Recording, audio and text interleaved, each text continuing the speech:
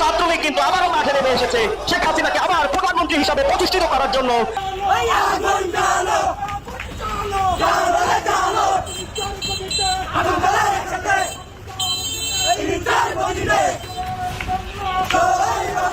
জুমার পরেই রাজপথ দখলের চেষ্টা আওয়ামী লীগের। এদিকে কঠোর আন্দোলনের ডাক দিয়ে শেখ হাসিনাকে দেশে ফেরানোর শপথ নিয়েছে ছাত্রলীগ।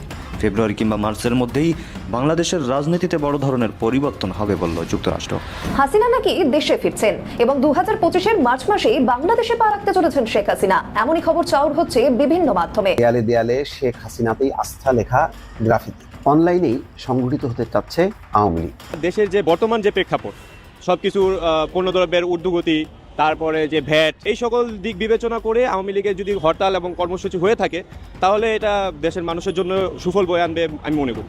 ছাত্র সমন্বয়কদের দল গঠন নিয়ে যখন আলোচনা চতুর্দিকে চলছে, সেই দল কিংস পার্টি হচ্ছে কিনা, সরকারের সহযোগিতায় তৈরি হচ্ছে কিনা, ঠিক তখন সরকার প্রধান নিজেই স্বীকার করে নিলেন যে এই দল গঠনে সরকার সহযোগিতা করছে। নতুন কিংস পার্টি নিয়ে যখন সমালোচনা চারিদিকে তুঙ্গে, ঠিক তার মাঝেই অবশেষে বিস্ফোরণটা ঘটালেন খোদ আমাদের প্রধান উপদেষ্টা অধ্যাপক ডক্টর মোহাম্মদ ইউনূস। তার আশীর্বাদে, তার পৃষ্ঠপোষকতায়, তার নেতৃত্বে, তার ছত্রছায়ায় এই দলটি আসতে যাচ্ছে, তার মুখ থেকেই অনেকখানি বেরিয়ে গেছে, অনেকখানি। অন্তর্বর্তী সরকার থেকে পদত্যাগ করবেন উপদেষ্টা নাহিদ এবং আসিফ। তবে এবারে পদত্যাগের বিষয়ে নিজেই মুখ খুললেন তথ্য ও সম্প্রচার উপদেষ্টা নাহিদ ইসলাম।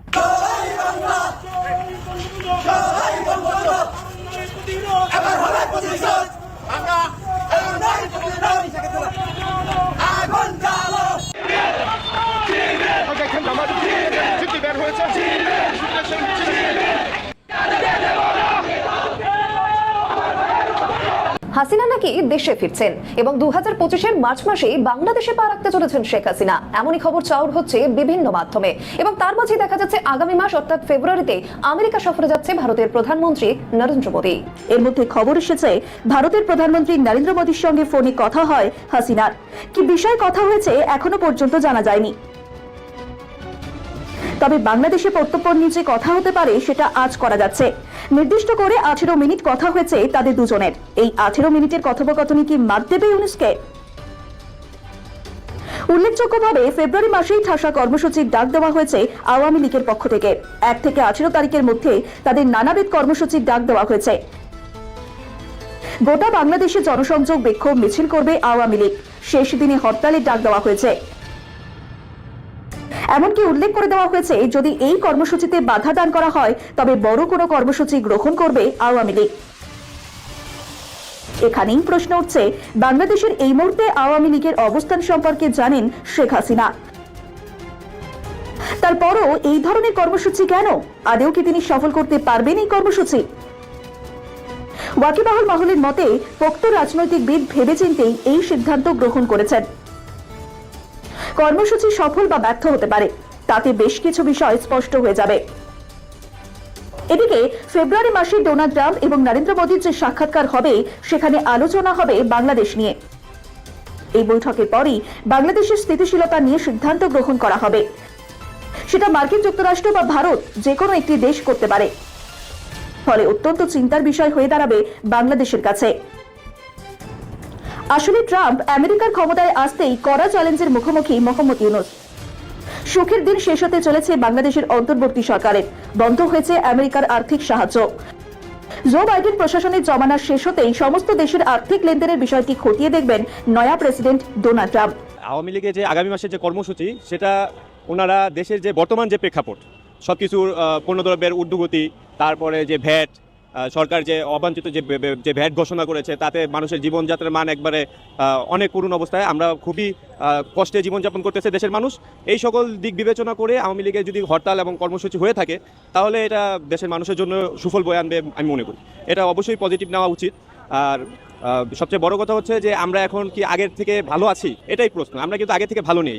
সুতরাং যদি এই কর্মসূচি হরতালের মাধ্যমে যদি দেশ যদি ভালো দিকে যায় তাহলে অবশ্যই সেটা পজিটিভ। আওয়ামী লীগ আবার দেখ সংগঠন করবে না কেন? সব পার্টি করবে, খালি বিএনপি করবে, জামাত করবে, অন্যান্য দল করবে। আওয়ামী লীগ কেন করবে? আওয়ামী লীগ কী করেছে? অন্যায় করছে না কোনো খারাপ কাজ কিছু করছে? এই যে যুদ্ধ লাগলো, গণ্ডগোল করলো 5 তারিখের 4 তারিখে, আমরা তো সবই জানি তো বসে রয়েছি। এটা আওয়ামী লীগ আর বিএনপি বলে কোনো কথা না, জামাত বলে কোনো কথা। সবাই একা নির্বাচনে আসবে, তারা সুষ্ঠুভাবে নির্বাচন করবে, আবার দেশ ভালো করে চালনা করবে, ঠিক মতো করবে, গরিব দুঃখীদের যাতে দেখে, এই আমরা চাই। আমরা রাজনীতির দলের ভিতরে আমরা সব আছে হলে খালি হরতাল নিয়ে আর হচ্ছে মানুষের যে কীভাবে ক্ষতি হবে সেই চিন্তা নিয়ে। কেউ চায় না যে কেউ একটু ভালো কাজ করুক, ভালো করে আসে দেশটা চলাক, তা চায় না। গরিবের জন্য কেউ কাঁদে না, সব হলে বড় লোকের জন্যই কাঁদাকাটি করে। এখানে গণ্ডগোল লাগছে, এটা বলতেছে আমলিক মারিছে, বিএনপি মারছে, জামাত মারছে। এরা যারা করে আন্দোলন করছে এরা ভালো হয় নাই, খারাপই হয়েছে, দেশের জন্য ক্ষতি হয়েছে, মানুষ অসহায় হয়ে গেছে, টাকা পয়সা মানুষের নাই, ঠিকমতো চলতে পারতেছে না। আসুক, সব দলই আসুক, সবাই নির্বাচন করুক, আমরা এটাই চাই। আওয়ামী লীগ দেশের জন্য যেভাবে যা কিছু করে গেছে, এতে করে তো আসলে আওয়ামী লীগের কোনো কর্মসূচি দেওয়া উচিত না, কারণ এই দেশে অনেক ক্ষতি করছে আওয়ামী লীগ। নিরীহ মানুষকে গুলি করে হত্যা করছে, দেশের অর্থনীতি পঙ্গু করে ফেলাইছে, ব্যাংকগুলো নষ্ট করে ফেলছে। এতে করে আমরা চাচ্ছি না আওয়ামী লীগ দেশে এসে আবার আরেকটা অরাজকতা সৃষ্টি করুক। নতুন কিংস পার্টি নিয়ে যখন সমালোচনা চারিদিকে তুঙ্গে, ঠিক তার মাঝেই অবশেষে বিস্ফোরণটা ঘটালেন খোদ আমাদের প্রধান উপদেষ্টা অধ্যাপক ডক্টর মোহাম্মদ ইউনূস। তার আশীর্বাদে, তার পৃষ্ঠপোষকতায়, তার নেতৃত্বে, তার ছত্রছায়ায় এই দলটি আসতে যাচ্ছে, তার মুখ থেকেই অনেকখানি বেরিয়ে গেছে, অনেকখানি। তিনি যখন সুইজারল্যান্ডের দাভোসে একটা সম্মেলনে গেলেন, ঠিক সেই সময় আন্তর্জাতিক গণমাধ্যম ফিনান্সিয়াল টাইমস তার একটি সাক্ষাৎকার গ্রহণ করে। সেইখানে ডক্টর মোহাম্মদ ইউনূস বলছেন বাংলাদেশের ছাত্রদের নতুন রাজনৈতিক দল গঠনের সম্ভাবনা আছে, যেটিকে কাজে লাগাতে তারা এরই মধ্যেই দেশ জুড়ে প্রচার চালাচ্ছে, মানুষজনকে সংগঠিত করছে। এ পর্যন্ত বললে কোনো কথা ছিল না যে একটা নতুন দল আসছে, সবাই জানে, তো তারা প্রচারণা চালাচ্ছে, মানুষজনকে সংগঠিত করবে, এটাই তো স্বাভাবিক একটা রাজনৈতিক দল। কিন্তু তার পরবর্তীতে তিনি কি বলছেন? তিনি বলছেন যে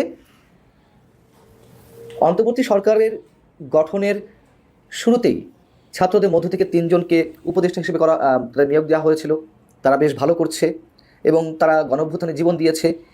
সেই জায়গা থেকে প্রসঙ্গক্রমে তিনি বলছেন, এখন ছাত্ররা বলছে, মানে তাকে বলছেন, ডক্টর মোহাম্মদ ইউনূসকে ছাত্ররা কি বলছে সেটা তিনি তুলে ধরছেন সাক্ষাৎকারে। কেন আপনি আমাদের নিজস্ব দল গঠন করেন না? আমরা একটা সুযোগ নেব। তারা বলেছে আপনার কোনো সুযোগ নেই, এমনকি সংসদে আপনার একটি আসনও থাকবে না। এটা হয় কেন? কারণ কেউ আপনাকে চেনে না। আমি তাদের বললাম পুরো জাতি তাদেরকে চেনে, তারা যা করতে চায় সে বিষয়ে তাদের একটা সুযোগ দিই, সুতরাং এটা তারা করবে। কতগুলো কথা বেরিয়ে এসছে। তিনি সুযোগ দিয়েছেন, মানে পৃষ্ঠপোষকতা করেছেন, তার মানে বা করছেন, করে যাচ্ছেন। তিনি উৎসাহ দিয়েছেন, তার আশীর্বাদে নতুন রাজনৈতিক দল গড়ে উঠছে। আবার তাকে যে বলা হচ্ছে যে আপনার কোনো আসন থাকবে না সংসদে, এটা কি হতে পারে? তার মানে কি ডক্টর মোহাম্মদ ইউনূস পরবর্তীতে যে নতুন দল আসছে তার নেতৃত্বে আসার বা অন্য কোনো চিন্তাভাবনা রয়েছে? আমরা জানি না, এর হিসেবটা আমি ঠিক বুঝতে পারছি না। তবে কথাবার্তাগুলো খুব কনফিউজিং, এবং অবশ্যই কনফিউজিং হলেও ইম্পর্টেন্স রয়েছে, যথেষ্ট গুরুত্ব রয়েছে। বাংলাদেশের রাজনৈতিক চর্চা এবং ছাত্রদের দল গঠন প্রসঙ্গে তিনি আবার বলছেন, দল গঠনের প্রক্রিয়ার ঝুঁকির দিকটিও বিবেচনা করা দরকার। এই প্রক্রিয়া তারা হয়তো দল করতে গিয়ে বিচ্ছিন্ন হয়ে পড়বে, এটাও একটা বিপদ। রাজনীতিতে নামলে সব ধরনের রাজনীতিবিদ তাদের সঙ্গে মিশে যাবে, তাই আমরা জানি না তারা আমাদের দেশে যে রাজনীতি সেখান থেকে নিজেদের দূরে রাখতে পারবে কিনা। তো ছাত্রদের নেতৃত্বে যে দলটি আসছে এটি শুরু থেকেই বলে আসা হচ্ছে, আমরা বলছি যিনি দৃশ্যমান সেই আলোকেই নানান ধরনের কথাবার্তা উঠছিল।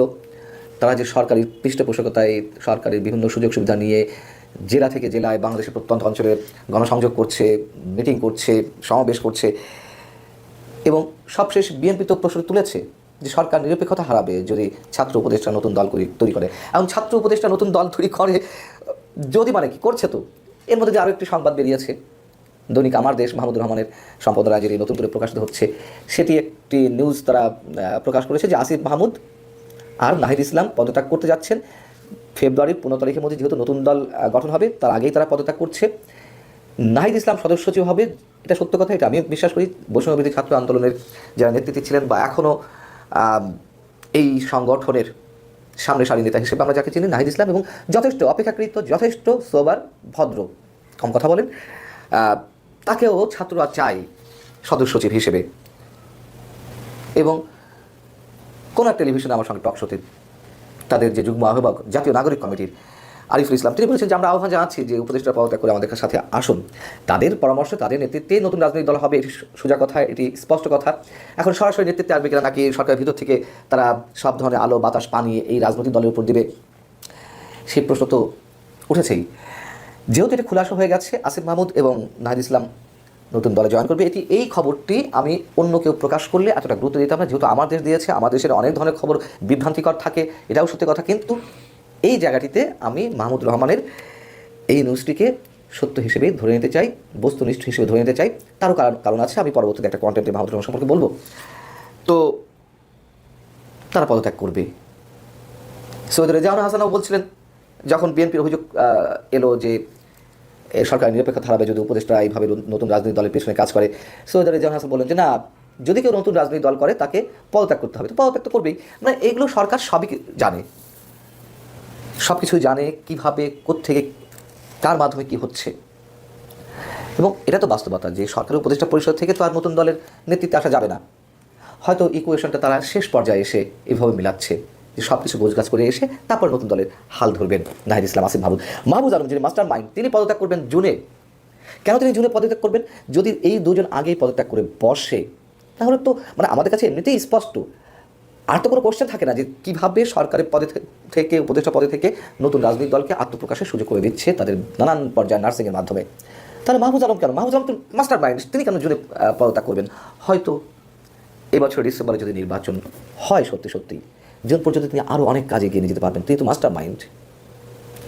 এবং এটাই স্পষ্ট তো তারা পদত্যাগ করুন আর না করুন, এই সরকারের অধীনে কোনো নির্বাচন কোনোভাবে নিরপেক্ষ হবে না, যেটি মির্জা ফখরুল ইসলাম আলমগীর প্রকাশ্যে বলে ফেলেছেন। এবং অন্তর্বর্তী সরকারে বৈষম্য বিরোধী ছাত্র আন্দোলনের পক্ষ থেকে প্রতিনিধিত্ব করা 2 উপদেষ্টার পদত্যাগ নিয়ে দেশ জুড়ে চলছে আলোচনা। বাংলাদেশের রাজনৈতিক প্রাঙ্গণে ছাত্রদের একটি নতুন দল আসতে যাচ্ছে, যেখানে যোগ দিতেই অন্তর্বর্তী সরকার থেকে পদত্যাগ করবেন উপদেষ্টা নাহিদ এবং আসিফ। এমন খবর 30 জানুয়ারি একটি দৈনিক পত্রিকায় প্রচারিত হয়। তবে এবারে পদত্যাগের বিষয়ে নিজেই মুখ খুললেন তথ্য ও সম্প্রচার উপদেষ্টা নাহিদ ইসলাম। বিস্তারিত জানাচ্ছেন ইশতিয়াক হোসেন। বাংলাদেশের দ্বিতীয় স্বাধীনতা অর্জনের আন্দোলনে নেতৃত্ব দেয়া বৈষম্যবিরোধী ছাত্র আন্দোলনের অন্যতম 2 সমন্বয়ক নাহিদ ইসলাম ও আসিফ মাহমুদ 2024 সালের 5 আগস্ট তাদের নেতৃত্বেই ছাত্র জনতার তুমুল আন্দোলনের পতন ঘটে শেখ হাসিনা সরকারের। এরপর বাংলাদেশে গঠিত হয় অন্তর্বর্তী সরকার, যেখানে উপদেষ্টা মণ্ডলে ছাত্র প্রতিনিধি হিসেবে নাহিদ ও আসিফ দায়িত্ব পান গুরুত্বপূর্ণ মন্ত্রণালয়ের। এদিকে বাংলাদেশে নতুন করে নির্বাচন অনুষ্ঠিত করার জন্য সব রাজনৈতিক দলই অন্তর্বর্তী সরকারকে চাপ প্রয়োগ করে আসছে। আর আগামী নির্বাচনে ছাত্রদের তৈরি নতুন একটি দলও অংশগ্রহণ করবে বলে গুঞ্জন রয়েছে। ছাত্রদের নতুন দলে যোগ দিতেই উপদেষ্টা নাহিদ ও আসিফ পদত্যাগ করবে বলে 30 জানুয়ারি একটি দৈনিক পত্রিকা খবর প্রকাশ করে, যার পরই উপদেষ্টাদের এই সিদ্ধান্ত নিয়ে শুরু হয় নানা জল্পনা কল্পনা। আমার দেশ পত্রিকার প্রকাশিত খবরকে ভুল বলে এবার মুখ খুলেছেন উপদেষ্টা নাহিদ ইসলাম নিজেই। প্রশ্ন রেখেছেন অন্তর্বর্তী সরকার থেকে পদত্যাগ করার খবরের উৎস কি। রাজধানীর তথ্য ভবনে একটি প্রোগ্রাম শেষে সাংবাদিকদের প্রশ্নের জবাবে তিনি এসব জানিয়েছেন। উপদেষ্টা নাহিদ ইসলাম স্পষ্টভাবে জানিয়েছেন, রাজনৈতিক দলে অংশ নিতে অন্তর্বর্তী সরকারের উপদেষ্টা পদ ছাড়ার কোনো সিদ্ধান্ত তিনি ও আসিফ মাহমুদ নেননি। তিনি আরও বলেন, তাদের পদত্যাগের বিষয়ে খবরটি তিনি দেখেছেন, তবে পত্রিকাটি কিভাবে তাদের পদত্যাগের বিষয়টি জেনেছে তা পরিষ্কার করে ওই খবরে তোলা হয়নি। এ ধরনের পরিস্থিতি হলে তারাই আনুষ্ঠানিকভাবে জানাবেন। আমার নজরে এসেছে, সোশ্যাল মিডিয়াতে দেখেছি, বাট পত্রিকা আসলে কোন উৎস থেকে এটা বলা হয়েছে এটা কিন্তু আসলে পরিষ্কার করে নাই আসলে। আর এই ধরনের কোনো সিদ্ধান্ত আসলে এখনো হয় নাই।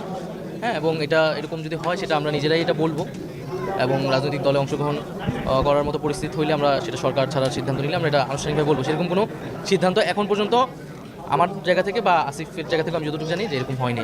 অন্যদিকে রাজনৈতিক দল গঠনের বিষয়ে উপদেষ্টা নাহিদ ইসলাম জানান, আপাতত দল গঠনের কথা তারা ভাবেননি। এছাড়া তারা বর্তমানে সরকারের দায়িত্বই পালন করছেন, তবে এমন যে কোনো ধরনের সিদ্ধান্ত গ্রহণ করা হলে তারা নিজেরাই আনুষ্ঠানিকভাবে তা জানাবেন। এখন আমরা এটা ভাবিনি, আমরা তো সরকারের কার্যক্রমই করতেছি। তো এই আলাপটা আসছিল যখন আসলে রাজনৈতিক দল থেকে বলা হচ্ছিল যে সরকারের থেকে রাজনৈতিক দলে অংশগ্রহণ, তখন আমি বলেছিলাম যে কথার প্রেক্ষিতে যে নতুন রাজনৈতিক দল হোক বা অন্য কোনো রাজনৈতিক দল হলো, আমরা সরকারে থাকা অবস্থায় সেটার সাথে সংশ্লিষ্ট হব না। এখন পর্যন্ত আমাদের এরকম কোনো সিদ্ধান্ত বা পরিকল্পনা আসলে হয়নি। সবশেষ সাংবাদিকদের উদ্দেশ্য করে নাহিদ ইসলাম জানিয়েছেন, যে কোনো বিষয়ে দায়িত্বশীলভাবে সংবাদ প্রচার করা প্রয়োজন, আর সংবাদের উৎস পরিষ্কার করে বলা অবশ্যই উচিত বলে মনে করেন তথ্য ও সম্প্রচার উপদেষ্টা নাহিদ ইসলাম। একটু দায়িত্বশীলভাবে এটা প্রচার করা উচিত ছিল, বা তাদের কাছে এরকম এটাকে তো খুবই গুরুত্বপূর্ণ একটি সংবাদ আসলে। তো সেক্ষেত্রে তাদের উৎসটা বলা উচিত ছিল, আমাদের জায়গা থেকে তো এরকম হয়নি আসলে। এখন সেক্ষেত্রে আমরা আরও বলবো যে এই ধরনের সংবাদ প্রচারের ক্ষেত্রে অবশ্যই একটু দায়িত্বশীল ভূমিকা